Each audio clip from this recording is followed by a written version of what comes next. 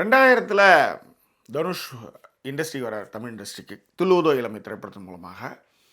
கஸ்தூரிராஜா பையன், அண்ணன் வந்து சிவராகவன், இதெல்லாம் உங்களுக்கு நல்லா தெரிஞ்சாலும் கூட நிறைய கஷ்டங்களுக்கு நடுவில் தான் அவங்க வந்தாங்க திரைத்துறைக்கு. ஏன்னா நிறைய கடன்கள் அவங்க அப்பாவுக்கு, வறுமை சூழலில் பிள்ளைங்க 2 பேரும் தலையெடுத்து, அதன் பிறகு ஒரு இன்றைக்கி போயஸ் கார்டனில் ஒரு 100 கோடிக்கு வந்து வீடு கட்டுற அளவுக்கு வந்து தனுஷனுடைய வளர்ச்சி இருக்குது.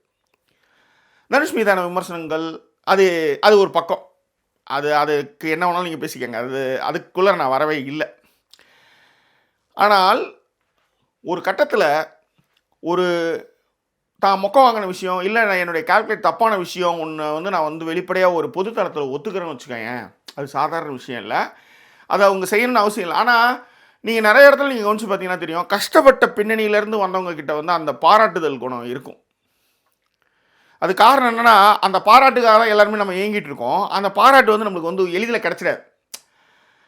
அப்படியான இடங்களில் வந்து பொதுத்தளத்தில் வந்து பாராட்டுறது, இப்போ உதாரணத்துக்கு தனுஷ், அப்புறம் சிவகார்த்திகேயன், இந்த மாதிரி இந்த தனியாக இருந்து கஷ்டப்பட்டு பெரிய பின்புலம், இப்போ தனுஷுக்காவது வந்து பின்புலங்கள்லாம் இருக்குது.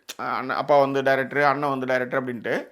பட் சிவகார்த்திகேயன் நிறைய பேர் அது மாதிரி உதாரணங்களுக்கு சொல்லலாம். அந்த மாதிரி தனித்து வெளிவந்தாங்க இல்லையா? ரகுமானை சொல்லுங்கள், ரகுமானை பாருங்கள்.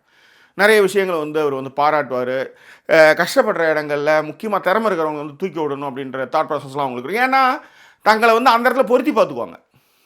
நாமளும் இப்படி தானே கஷ்டப்பட்டோம், வந்தால் நல்லா இருக்குமே அப்படின்னு அந்த தூக்கி விடுற இடங்களில் வந்து இருப்பாங்க. முக்கியமாக கஷ்டப்பட்ட பின்னணியிலிருந்து வந்தவங்க.